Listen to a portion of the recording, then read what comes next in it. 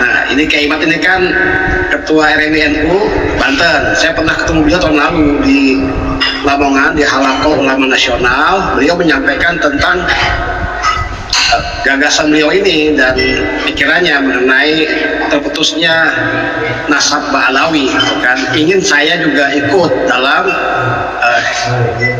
perjuangan beliau ini ya, untuk mengkampanyekan tentang nasab Ba'alawi. Saya hanya kemudian merespon sebagai seorang kawan sesama RMI NU. Beliau ketua di Banten, saya di Jakarta. Namun kemudian setahun berikutnya, tahun 2004 terjadi yang namanya sebuah kejadian di Jakarta, ya, yaitu dicabutnya surat keputusan terhadap pengurus RMI NU, ya, Jakarta Timur. Karena apa dicabutnya? Karena pengurus RMI NU Jakarta Timur ini menghadiri sebuah acara di UIN Syarif Hidayatullah Jakarta atas nama lembaga ya, organisasi RMI NU Jakarta Timur. Ini acaranya adalah tentang acara nasab Ba'alawi yang dihadiri oleh Kiai Imaduddin. Yang acara ini pada tanggal 26 Agustus 2003 yang diselenggarakan oleh Padepokan Dakwah Sunan Kalijaga di UIN ya, Jakarta gelarannya. Itu karena hadir dan menyatakan dukungan, bahkan memberikan opini menguatkan ini atas nama lembaga mereka hadir atas nama RMI NU Jakarta Timur. Kemudian atas alasan ini, salah satunya alasan ini mereka dicabut ya kepengurusannya oleh siapa? Oleh pengurus PCNU Jakarta Timur. Nah, karena apa? Kiai Imaduddin ini bagaimanapun adalah ketua RMI NU di Banten, maka ada kawan-kawan kepengurusan RMI NU di berbagai tempat yang ikut mendukung. Tapi ini yang kejadian di tanggal 26 Agustus 2003 ini yang dihadiri oleh RMI NU Jakarta Timur itu justru berbuah pada dicabutnya ya SK kepengurusan mereka oleh PCNU Jakarta Timur. Artinya apa? Sudah terjadi itu.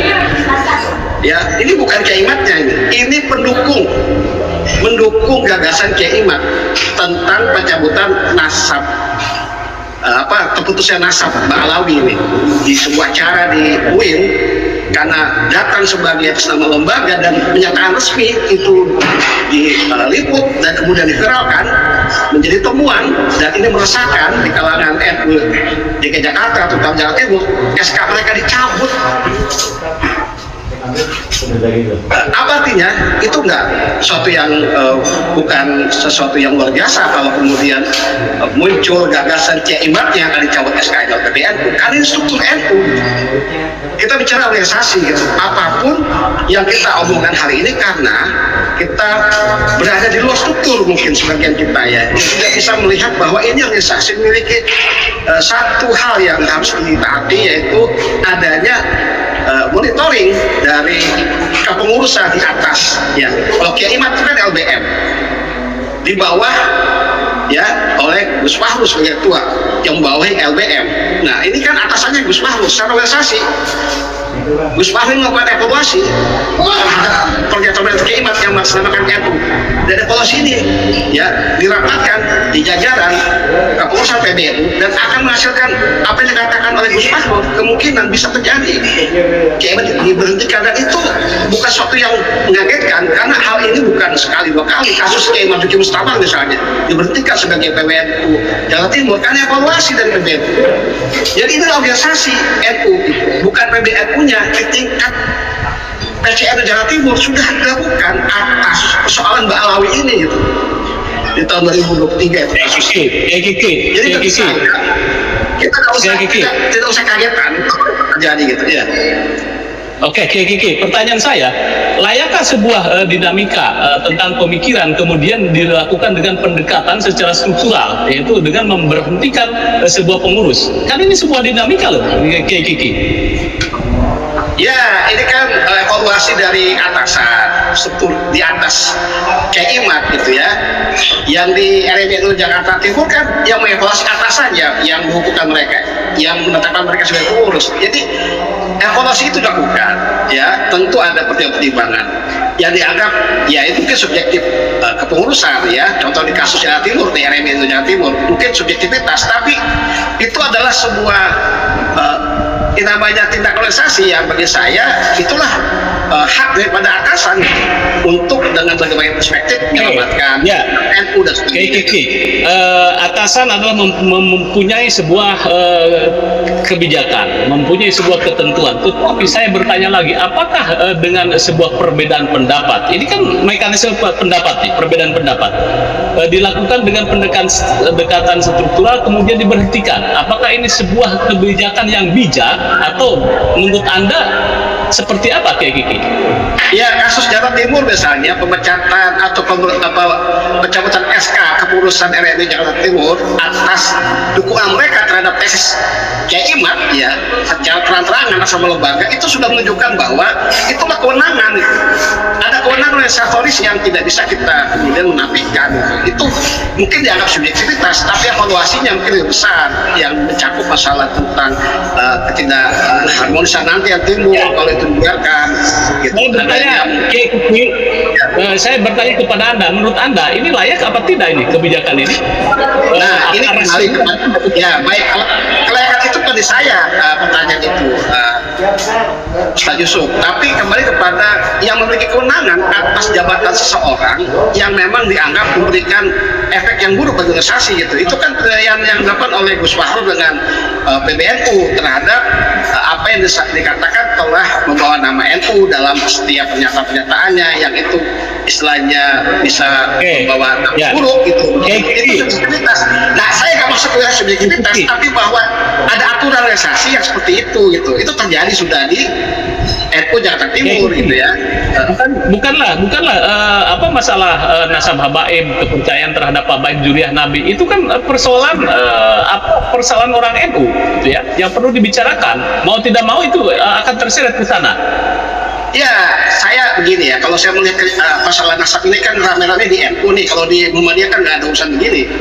Kita ini sebenarnya sedang membuka satu tempat persoalan konflik keluar gitu. Padahal ini kan keluarga besar dari Aswaja An-Nahdiyah gitu. Aswaja An-Nahdiyah kan nggak ada urusan dengan habaib.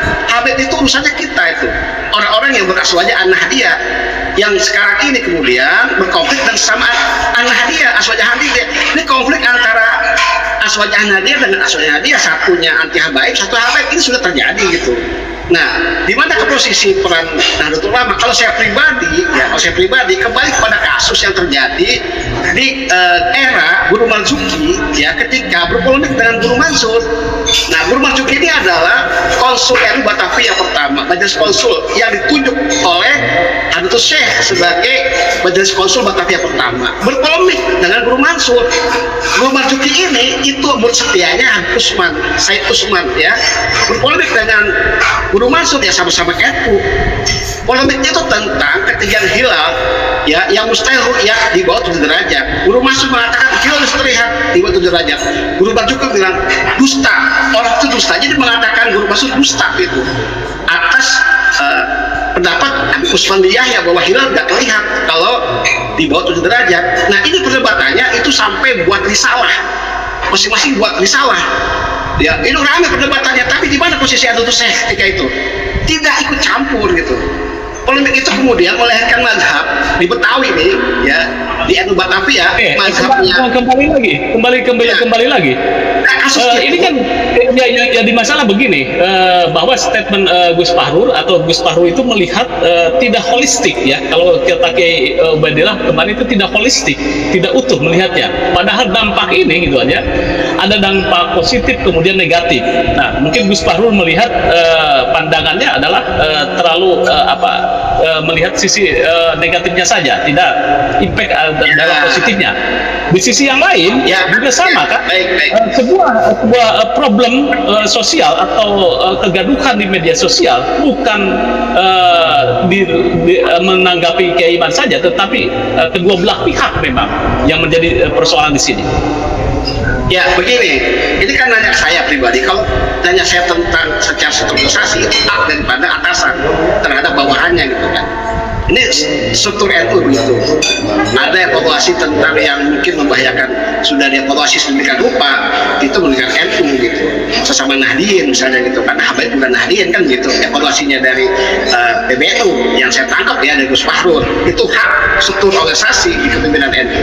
Tapi kalau tanya saya pribadi, bagi saya seharusnya yang harus diambil adalah membiarkan ini karena sudah terjadi polarisasi yang jelas. Hari ini sudah nggak bisa dihentikan lagi antara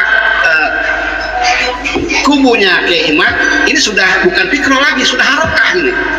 Nah, dengan yang muhibbin gitu, ini sudah polarisasi begitu. Di mana posisi kita NU misalnya, kalau saya ditanya ya tengah-tengah gitu.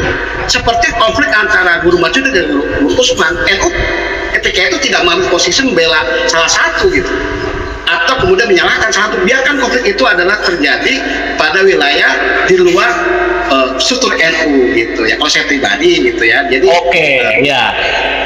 menurut Anda satu lagi. Kiai Imad dipecat kalau saya pribadi, tidak usah diberhentikan karena harus digeser pada persoalan antara sesama Nahdien yang perlu direspon bahwa itu adalah sebuah sikap gitu ya, sebuah tesis yang memiliki pengikut gitu kan. Nah, masalah tinggal supaya jangan terjadi ekses ya, terjadi benturan, karena memang sama-sama ini pendukungnya memiliki orang-orang yang maaf aja di antara pendukungnya Kiai Imad, Muhibbin, ini ada yang subuh pendek gitu ya. Subuh pendek itu gampang terbakar, bisa jadi konflik horizontal, itu harus dicegah. Itu yang harus dihimbau oleh PNU gitu ya, supaya tidak terjadi konflik. Karena begini, yang menarik dari Kiai Imad adalah pernyataan beliau, kesimpulan. Jadi kalau beliau mengatakan bahwa kesimpulan, jadi beliau itu selalu mendapatkan kesimpulan dulu sebelum kasih argumentasi. Apa kesimpulannya? Nasab ba'alan itu terputus. Udah itu kesimpulan. Artinya apa? Pokoknya kalau udah begini nggak usah ada lagi ada diskusi-diskusi fikro. Ini sudah gerakan kok.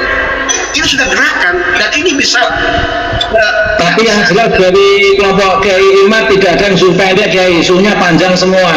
Semoga aja ya, kita jaga ya, tetap panjang itu. Tapi ini saya rasa sudah selesai perdebatan dalam pemikiran untuk kemudian kajian ilmiah, sudah nggak ilmiah sekarang kajiannya. Ini sudah kokoke ya. Kalau sudah begini, yang dijaga adalah supaya ini tidak ada konflik dan semuanya bisa bersikap dewasa ya, untuk menahan diri dan biarkanlah mereka berpendapat seperti kubunya Guru Mansur dan tetap seperti itu dengan pendapat hilalnya. Guru Mansur begitu juga dengan pendapat dari gurunya Status Mandin Yahya. Itu aja. Masing-masing ikut Kiai, satu saja saya ingin ketegasan. Temanya adalah layakkah Kiai Imad, soal polemik nasab ini, layakkah Kiai Imad diberhentikan dari anggota LBM PBNU? Ya, kalau saya pribadi ya tidak layak. Tapi pada atasan gitu. Kalau saya pribadi nggak layak diberhentikan karena ini sudah bukan lagi urusan Kiai Imad, ini sudah masuk pada satu gerakan yang bukan lagi kiamat aja yang melit ini. Ini banyak pihak yang sudah masuk dalam polarisasi ini dalam satu kelompok bersama Kiai Imad. Kiai Imad sudah jadi simbol anti Balawi, bukan lagi aktor utama. Ini sudah banyak yang bermain dan sudah menjadi banyak aktornya di sini gitu. Dan masing-masing banyak yang diambil tema-temanya tentang masalah Wali Songo, tentang masalah Dawir segala macam, itu kan sudah banyak yang bermain, banyak aktor-aktornya di sini gitu. Begitu pula yang di Muhibbin. Nah, ini sudah nggak usah lagi kita jadikan barang untuk jadi diskursus gitu. Bukan, ini sudah harokah diterapkan, sudah polarisasi. Baik. Ya, terima kasih. Baik.